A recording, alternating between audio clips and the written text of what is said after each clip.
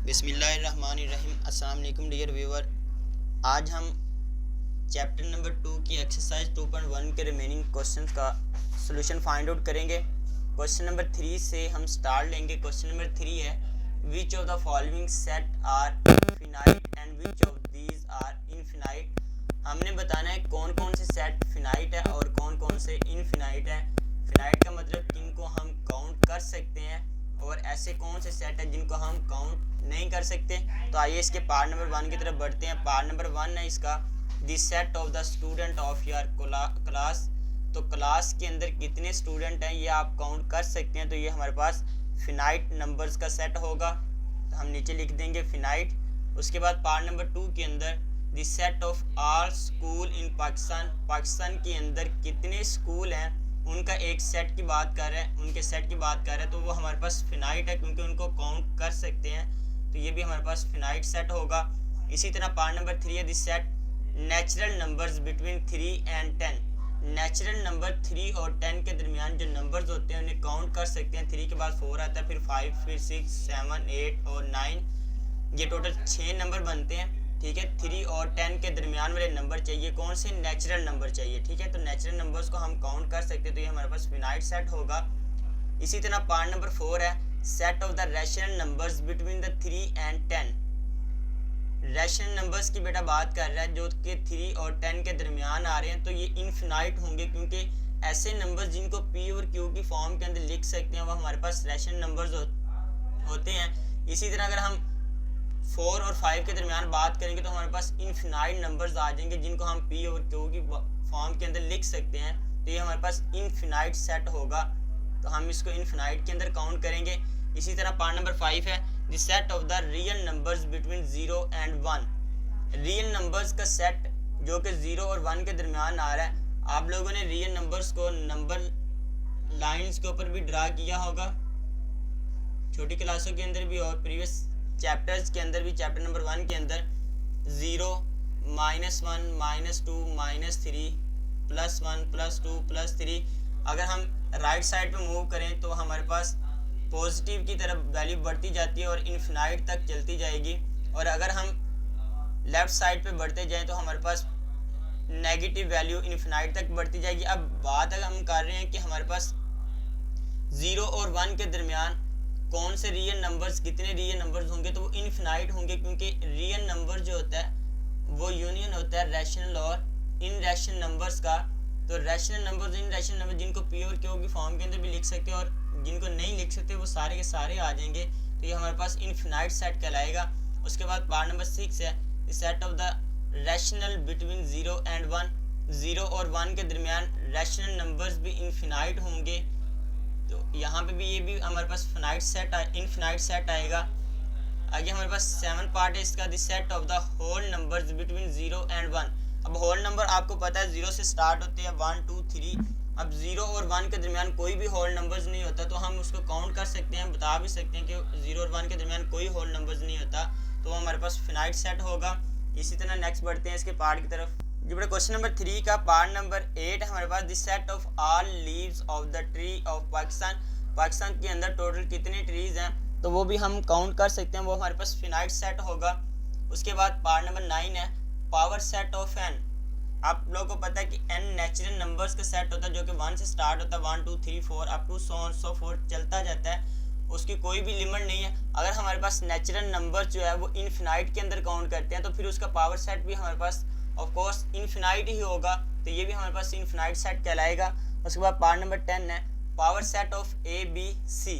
अब यहाँ पे महदूद तादाद दे दी गई है, यानी कि इसको हम काउंट कर सकते हैं 1, 2 और 3, टोटल 3 नंबर है जिनका पावर सेट फाइंड आउट करना है, तो वो हम इजीली फाइंड आउट कर सकते हैं। यहाँ पे एक फॉर्मूला होता है 2 रेज़ पावर n, तो n हमारे पास नंबर्स होते हैं, तो 2 की पावर 3, तो टोटल हमारे पास 8 नंबर आ जाएंगे, तो इसके 8 पावर, तो इसको हम काउंट कर सकते हैं, हमारे पास फिनाइट सेट होगा।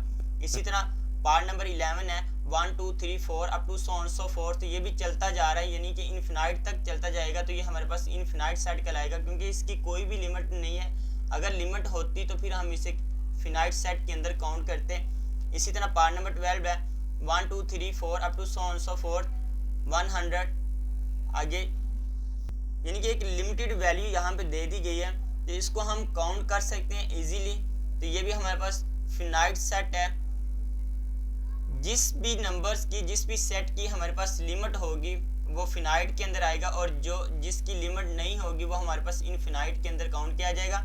इसी तरह पार्ट नंबर 13 है, x such that x belong to r and x is equal to x।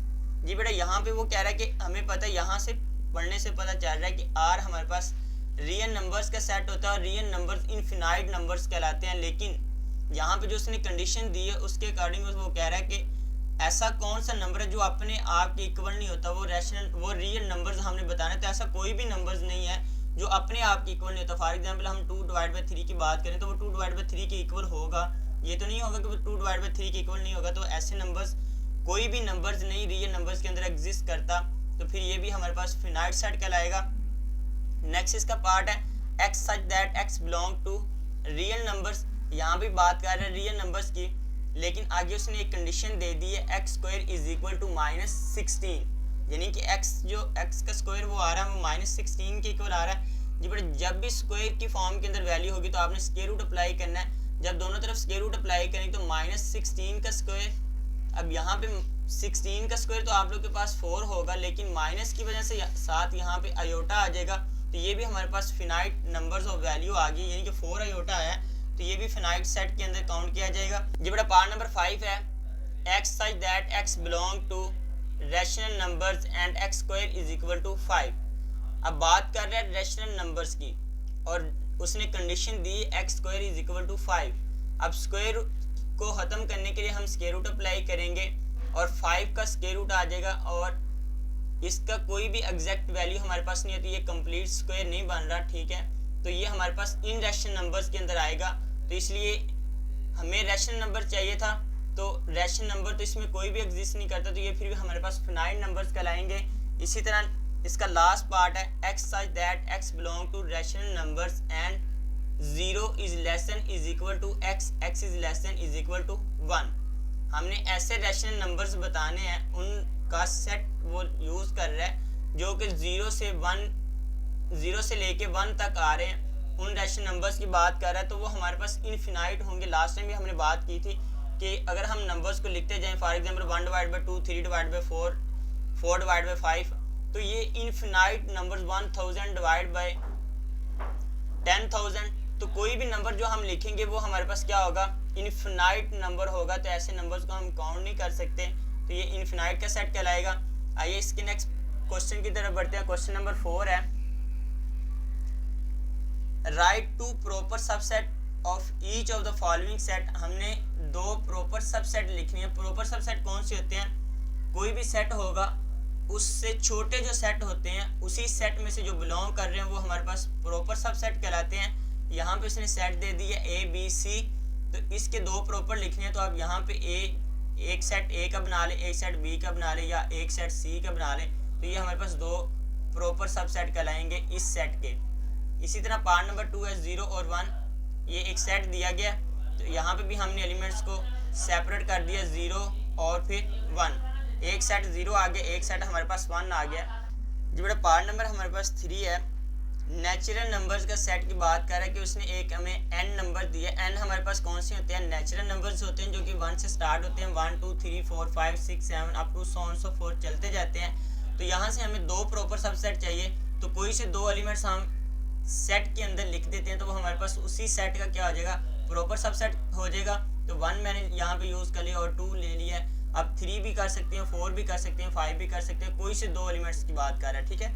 इसी तरह इंटीजर्स की बात कर रहा है, यहाँ पे नेक्स्ट जो सेट उसने लिया वो इंटीजर्स का, इंटीजर्स के अंदर 0 +-1 +-2 +-3 up to so on so forth, ऐसे नंबर जो होते हैं वो इंटीजर्स के अंदर एग्जिस्ट करते हैं। तो कोई से 2 यहाँ पे एलिमेंट आप उठा के सेट की फॉर्म के अंदर लिख रहे जो कि उसी का क्या होंगे, प्रॉपर सबसेट, यानी कि उसी के अंदर से बिलोंग कर रहे होंगे, वो हमारे पास उसका प्रॉपर सबसेट कहलाएंगे।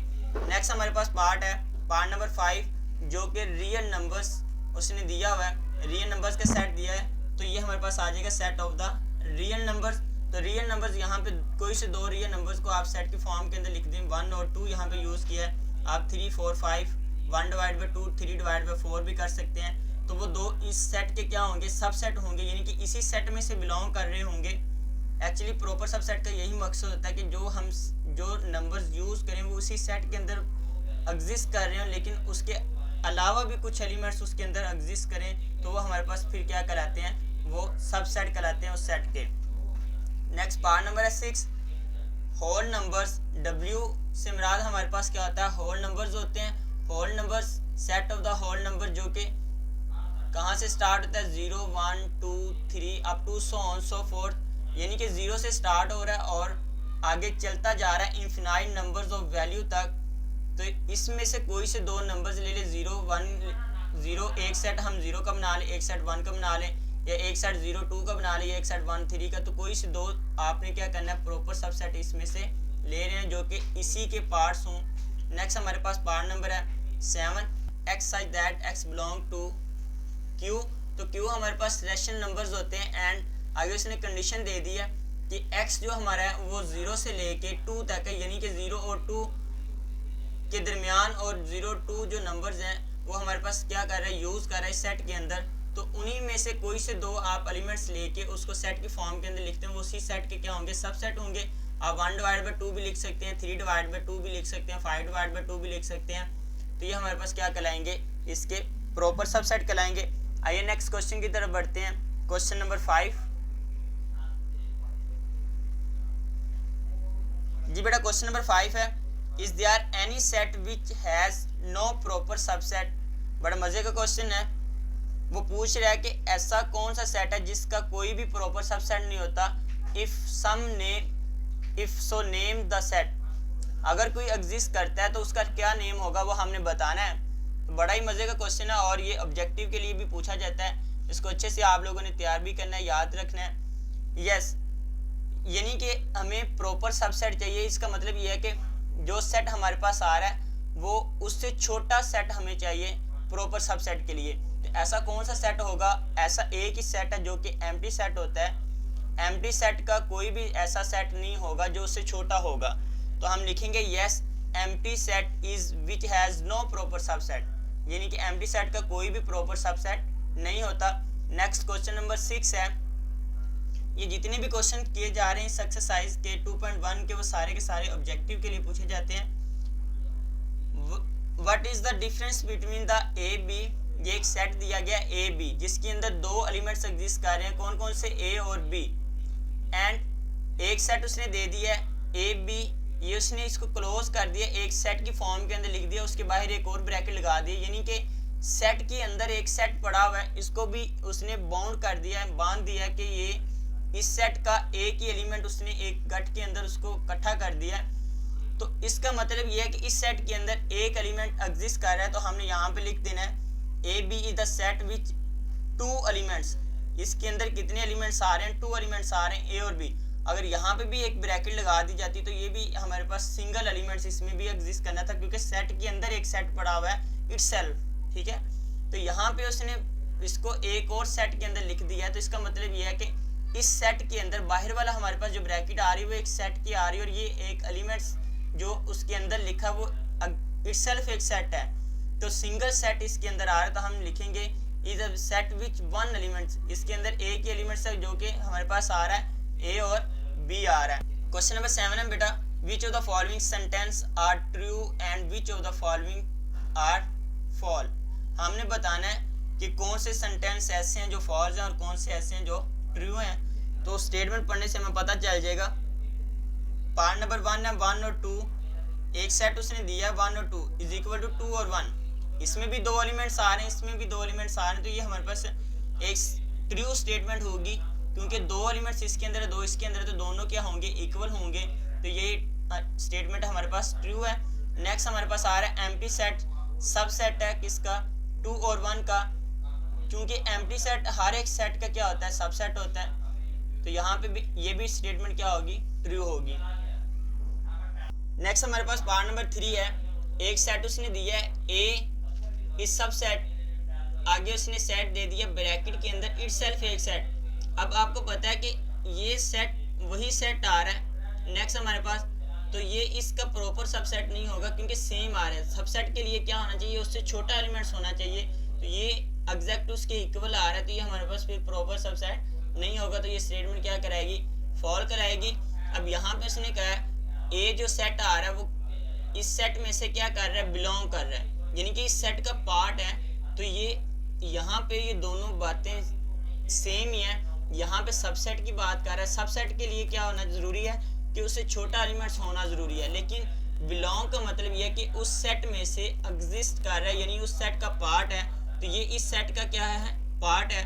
तो ये फिर स्टेटमेंट क्या होगी, ट्रू होगी। नेक्स्ट बेटा पार्ट नंबर 5 है ए बिलोंग टू, इस सेट में से बिलोंग कर रहा है।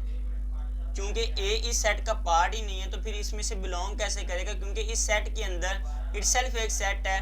तो वो सेट इस सेट का के जो हम पीछे क्वेश्चन करके आए हैं वो सेम इससे बिलोंग करता है। वहाँ पे हमारे पास एक सेट था तो इसलिए वो इसमें से बिलोंग कर रहा था, यानी इस सेट का पार्ट था।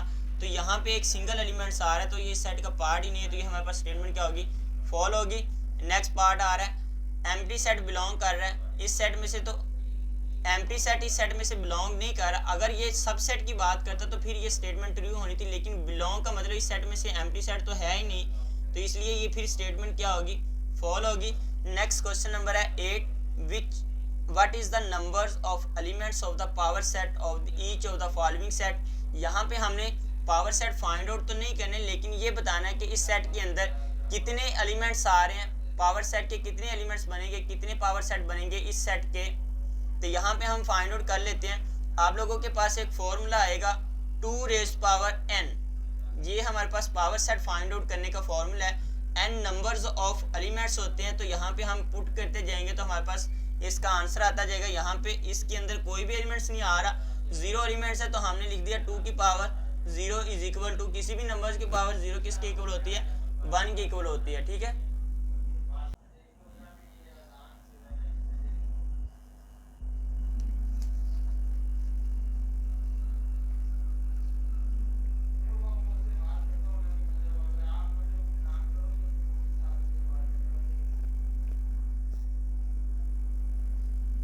जी बेटा नेक्स्ट पार्ट है हमारे पास क्वेश्चन नंबर 8 का पार्ट नंबर 2 0 1। इसके हमने पावर सेट बताने हैं, तो इसके अंदर कितने एलिमेंट्स आ रहे हैं, 2 एलिमेंट्स आ रहे हैं, तो 2 की पावर 2 लिखेंगे, तो जो हमारे पास 2 को 2 टाइम मल्टीप्लाई करने से आंसर 4 आता है, तो टोटल 4 पावर सेट बनेंगे इस सेट के। इसी तरह नेक्स्ट पार्ट नंबर 3 है 1 2 3 4 5 6 7, तो इसके अंदर टोटल 7 एलिमेंट्स आ रहे हैं, तो 2 रेज़ पावर 7 करेंगे। 2 को 7 टाइम मल्टीप्लाई करना है, ये नहीं करना कि 2 को 7 से मल्टीप्लाई करें तो आंसर रॉन्ग होगा। 2 की पावर 7 इट मीन्स 2 को 7 टाइम मल्टीप्लाई करना है, जो कि आंसर किसके इक्वल आएगा, 128 के इक्वल आएगा। तो टोटल जो पावर सेट बनेंगे वो 128 बनेंगे। नेक्स्ट पार्ट नंबर इसका 4 है 0 1 2 3 4 5 6 7, तो टोटल इसके अंदर 8 एलिमेंट्स है, 7 ये हो गया, 0 को साथ इंक्लूड करेंगे तो टोटल 8 एलिमेंट 2 रेज़ पावर 8 इसके इक्वल होगा 256। टोटल जो इसके अंदर पावर सेट आएंगे 256 आएंगे। इसी तरह पार्ट नंबर 5 है। अब यहाँ पे ये देखिए थोड़ी सी उसने कन्फ्यूजन वाली बात कर दी है ना, कि एक सेट उसने ए दे दिया एक एलिमेंट्स, और दूसरा उसने इटसेल्फ सेट रख दिया।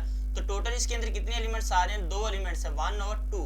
एक हमारे पास ए आ रहा है, एक सेट इटसेल्फ आ रहा है, तो ये हमारे पास 2 एलिमेंट्स हैं, 2 रेज़ पावर 2 बनेगा 4 के इक्वल। तो ये मोस्टली MCQs के लिए पूछा जाता है क्वेश्चन, और बहुत से बच्चे इसमें गलती कर देते हैं, टोटल 3 एलिमेंट्स काउंट करके आंसर 8 लिखते हैं, तो जो कि बिल्कुल रॉन्ग है। आंसर इसका 4 आएगा, तो टोटल इसके अंदर पावर सेट जो है वो 4 बनेंगे। इसी तरह नेक्स्ट पार्ट हमारे पास इसके अंदर टोटल सेट के अंदर 3 सब सेट उसने सेट लिखे हुए हैं, तो इनको एक एक सेट हम एक एक एलिमेंट्स काउंट करेंगे, तो ये सारा एक एलिमेंट्स होगा, ये भी एक एलिमेंट्स, एक ये एलिमेंट्स, तो टोटल 3 एलिमेंट्स आ रहे हैं। तो 2 रेज़ पावर 3 जब करेंगे तो आंसर क्या आ जाएगा, 8 आ जाएगा। यही इसका टोटल इसके अंदर जो पावर सेट बनेंगे वो टोटल 8 पावर सेट बनेंगे इस एलिमेंट्स के, इस सेट के। नेक्स्ट क्वेश्चन नंबर 9 है write down the power set of each of the following set. हमने पावर सेट लिखने हैं, पहले हमने बताने थे कि टोटल कितने पावर सेट बन रहे हैं, लेकिन इस क्वेश्चन के अंदर हमने टोटल पावर सेट लिखने हैं कि कितने बनते हैं और किस तरह बनते हैं। तो पार्ट नंबर 1 है 9 11, 2 एलिमेंट्स आ रहे हैं, तो उसके पावर सेट फाइंड आउट करने। तो फर्स्ट हमारे पास जब भी पावर सेट फाइंड आउट करेंगे तो फर्स्ट हमारे पास एम्प्टी सेट आएगा, यानी कि इसके पॉसिबल सबसेट लिखेंगे, उसके इर्द एक ब्रैकेट लगा देंगे जो कि हमारे पास पावर सेट बन जाएगा। तो फर्स्ट एम्प्टी सेट, फिर 9, फिर 11 और फिर इन दोनों का पेयर लिख देंगे 9 और 11। तो यहाँ पे उसने यही किया, पाई 9 11 और 9 और 11 दोनों को कंबाइन करके लिख दिया और इन सारे को, सारे सबसेट को क्या किया, एक ब्रैकेट के अंदर लिख दिया। तो ये हमारे पास क्या बन गया, पावर सेट बन गया। नेक्स्ट इसका पार्ट नंबर 2 है बेटा, प्लस माइनस मल्टीप्लिकेशन और डिवीजन। अब यहाँ पे थोड़ी सी मुश्किल है, आप लोगों ने अच्छे से ध्यान से इसको देखना है क्योंकि इसमें 4 एलिमेंट्स आ रहे हैं। तो सबसे पहले एम्प्टी सेट आ जाएगा, फिर सबको सिंगल सिंगल लिखेंगे, प्लस माइनस, फिर मल्टीप्लिकेशन का सेट आ जाएगा, फिर डिवीजन का सेट आ जाएगा। तो टोटल हमारे पास यहाँ पे 5 बन जाएगा, 1 एम्प्टी सेट, प्लस का, फिर माइनस का, फिर मल्टीप्लिकेशन, फिर डिवीजन का आ जाएगा। फिर दो दो के पेयर लिखना स्टार्ट कर देंगे, प्लस को फिक्स किया, प्लस माइनस, प्लस मल्टीप्लिकेशन, फिर प्लस डिवीजन। तो यहाँ पे भी देख लें, प्लस मल्टीप्लिकेशन, प्लस डिवीजन और प्लस माइनस। तो यहाँ पे प्लस के साथ सारे कंप्लीट है। फिर हम नेक्स्ट मूव करेंगे, प्लस को इग्नोर कर देंगे, इसको छोड़ देंगे, फिर नेगेटिव के साइन को लेंगे, नेगेटिव के साथ बारी बारी सबको मल्टीप्लाई करेंगे। तो ये हमारे पास बनेगा माइनस मल्टीप्लिकेशन माइनस डिवीजन। तो यहाँ पे देखिए minus multiplication minus division. Next हमारे पास ये भी कंप्लीट हो गया। नेक्स्ट मल्टीप्लिकेशन का आ गया मल्टीप्लिकेशन डिवीजन, तो मल्टीप्लिकेशन और डिवीजन कर दिया। अब 3 के सेट लेने हैं, इसको फिक्स कर लिया, हमारे पास आ जाएगा प्लस माइनस मल्टीप्लिकेशन, ठीक है। नेक्स्ट हमारे पास क्या आएगा, प्लस माइनस डिवीजन, यानी कि पहले 2 को फिक्स किया और थर्ड वाले को मूव करवा दिया, plus minus multiplication plus minus division. तो यहाँ पे देखिए plus minus multiplication plus minus division. Next हमारे पास ये कंप्लीट हो गया। तो नेक्स्ट हमारे पास क्या आ जाएगा, इसको इग्नोर कर देंगे, इन तीनों का एक सेट बन जाएगा माइनस मल्टीप्लिकेशन और डिवीजन, माइनस मल्टीप्लिकेशन और डिवीजन, और लास्ट पे सेट इटसेल्फ आ जाता है जो कि हमारे पास जिसके अंदर टोटल 4 एलिमेंट्स आ जाएंगे। इस सारे सेट सब सेट को क्या करेंगे, एक ब्रैकेट के अंदर क्लोज कर देंगे। तो ये हमारे पास क्या बन जाएगा, पावर सेट बन जाएगा इस सेट का। पार्ट नंबर 3 के अंदर एम्प्टी सेट उसने दिया हुआ है, इसका हमने पावर सेट फाइंड आउट करना है। तो यहाँ पे देखें, सबसे पहला हमारे पास एम्प्टी सेट आएगा, उसके बाद इस सेट के अंदर इटसेल्फ एक एम्प्टी सेट पड़ा हुआ है, तो हमारे पास क्या आ जाएगा, एम्प्टी सेट आ जाएगा। इसको हम ब्रैकेट के अंदर लिख देंगे। तो ये हमारे पास टोटल जो इसके पावर सेट बन जाएंगे वो 2 बन जाएंगे क्योंकि इसमें एक एलिमेंट्स आ रहा है। नेक्स्ट पार्ट नंबर 4 है, ए और दूसरा एक हमारे पास इसके अंदर एक सेट दे दिया गया है बी और सी का। तो 2 इसके अंदर एलिमेंट्स आ रहे हैं। सबसे पहले एम्प्टी, फिर इन दोनों को सेपरेट सेट के अंदर लिखेंगे, फिर एम्प्टी सेट के बाद आ जाएगा ए का सेट, उसके बाद बी माइनस सी का सेट आ जाएगा। यहाँ पे देख लें, एम्प्टी सेट, फिर ए का, फिर बी माइनस सी का एक सेट आ गया, यहाँ पे भी ब्रैकेट लगाएंगे। उसके बाद बेटा फिर नेक्स्ट हमारे पास ए बी माइनस, इन दोनों को कंबाइन करके लिख देंगे बी सी का। तो ये टोटल जो इसके अंदर पावर सेट बनेंगे वो 4 बनेंगे। अब इस सबको एक ब्रैकेट के अंदर क्लोज कर देंगे, यहाँ पे एक ब्रैकेट और आएगी। तो ये हमारे पास क्या बन जाएगा, पावर सेट बन जाएगा इस सेट का। नेक्स्ट क्वेश्चन नंबर है 10। इस एक्सरसाइज का लास्ट क्वेश्चन है, which pair of set are equivalent, which of them are also equivalent. हमने बताना है कौन से इक्वलेंट है और कौन से इक्वल है, दोनों में डिफरेंस बताना है। इक्वलेंट का आपको पता है कि कौन से होते हैं जिसमें एलिमेंट्स की तादाद क्या होती है, इक्वल होती है, वो इक्वलेंट कहलाते हैं। और इक्वल का ये मतलब है कि जिसमें एलिमेंट्स भी सेम होते हैं वो हमारे पास इक्वल कहलाते हैं, ठीक है। तो फर्स्ट जो उसने सेट दिया है ए बी सी और दूसरा सेट आ रहा है 1 2 3, तो इसमें एलिमेंट्स की तादाद तो बराबर आ रही है लेकिन एलिमेंट्स बराबर नहीं आ रहे। तो ये हमारे पास फिर क्या होगा, इक्वलेंट होगा, इक्वलेंट का सेट होगा, ठीक है। ये दोनों हमारे पास इक्वलेंट्स कहलाएंगे सेट। इसी तरह नेक्स्ट पार्ट की तरफ बढ़ते हैं। एक मज़े की बात आपको बताता चलूँ कि जो हमारे पास इक्वल सेट होता है वो इक्वलेंट भी होते हैं। जी बेटा पार्ट नंबर 2 है, the set of the first 10 whole numbers, first 10 whole numbers का सेट, और दूसरा सेट उसने दिया है 0 1 2 3 अप टू 9। तो होल नंबर्स भी 0 से स्टार्ट होते हैं, तो फर्स्ट 10 हमारे पास सेम इस जैसा ही सेट बनेगा। तो वो हमारे पास दोनों सेट्स भी इक्वल हैं, उसमें एलिमेंट्स भी इक्वल आ रहे हैं और एलिमेंट्स सेम भी आ रहे हैं, तो ये इक्वल भी होगा। और इसको हम इक्वलेंट सेट भी कह सकते हैं क्योंकि दोनों के अंदर तादाद तो इक्वल आ रही है ना, तो फिर इक्वलेंट भी होगा। इक्वल होने के लिए दूसरी कंडीशन भी होती है कि वो उसमें एलिमेंट्स भी क्या होने चाहिए, सेम होने चाहिए। तो एलिमेंट्स भी सेम आ रहे हैं, तो ये इक्वल सेट कहलाएगा। नेक्स्ट पार्ट नंबर 3 है, set of the angle of equilateral A B C D, अगर हमारे पास उसने कहा एक सेट जो है वो एंगल का आ रहा है इक्विलेटर का, और दूसरा सेट उसने लिखा है set of the sides of the same quadrilateral, उसी क्वाड्रिलेटर की साइड का सेट है। तो दोनों एंगल तो एंगल होते हैं, फिर आपको पता है, और साइड जो होती हैं वो साइड होती हैं, ठीक है। तो दोनों में डिफरेंस है, लेकिन 4 ही एंगल होते हैं, 4 ही उसकी साइड्स होती हैं। तो दोनों की तादाद क्या आ रही है, सेम आ रही है। तो ये इक्विवेलेंट होगा, लेकिन इक्वल नहीं होगा, क्योंकि सेम नहीं है, साइड और एंगल में डिफरेंस होता है। पार्ट नंबर इसका है 4, set of the sides of the hexagon A B C D E F, set of the, एक सेट उसने दे दिया है हेक्सागोन की साइड का सेट, और दूसरा उसने उसी हेक्सागोन की एंगल का सेट दे दिया है। तो दोनों के सेट तो एलिमेंट्स तो सेम है, लेकिन एक एंगल आ रहा है, दूसरा साइड्स आ रहा है, तो ये फिर इक्विवेलेंट का सेट कहलाएगा। इसी तरह पार्ट नंबर 5 है 1 2 3 4 अप टू 4 चलते जा रहे हैं, और दूसरे हमारे पास आ रहे हैं 2 4 6 8 अप टू 4। तो इन दोनों में यहाँ पे कोई भी लिमिट नहीं है, तो ये इनफिनाइट सेट है, तो ये फिर इक्वल होंगे। एलिमेंट्स सेम अगर होते तो ये फिर इक्वल कहलाने थे, लेकिन एलिमेंट्स इक्वल आ रहे हैं, लेकिन एलिमेंट्स सेम नहीं है, तो ये फिर इक्विवेलेंट कहलाएंगे, ठीक है। नेक्स्ट पार्ट नंबर 6 है इसका 1 2 3 4 up to 4 1 divide by 2 1 divide by 3 1 divide by 4 up to 4। यहाँ पे भी ये भी दोनों इनफिनाइट सेट हैं, इनके अंदर एलिमेंट्स तो की तादाद तो इक्वल आ रही, लेकिन एलिमेंट्स इक्वल नहीं आ रहे, तो ये भी इक्विवेलेंट हमारे पास सेट होगा। इसी तरह इसका लास्ट पार्ट है इस एक्सरसाइज का 5 10 15 अप टू 4, एक वैल्यू उसने दे दी है 5555, और दूसरा सेट उसने दे दिया 5 10 15 20 अप टू 4। ये सेट जो है ये इनफिनाइट है, और ये सेट हमारे पास फिनाइट है। तो यहाँ पे दोनों कंडीशनें जो होती हैं वो सेटिस्फाई नहीं कर रही, ना तो ये हमारे पास इसमें एलिमेंट्स इक्वल आ रहे हैं, ना ही एलिमेंट्स सेम आ रहे हैं, तो ना ही ये फिर इक्वलेंट होगा और ना ही इक्वल होगा। तो हम लिखें neither equivalent nor equal set. I hope so कि आपको लेक्चर की समझ लगी होगी।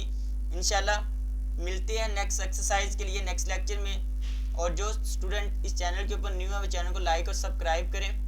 अल्लाह हाफिज़।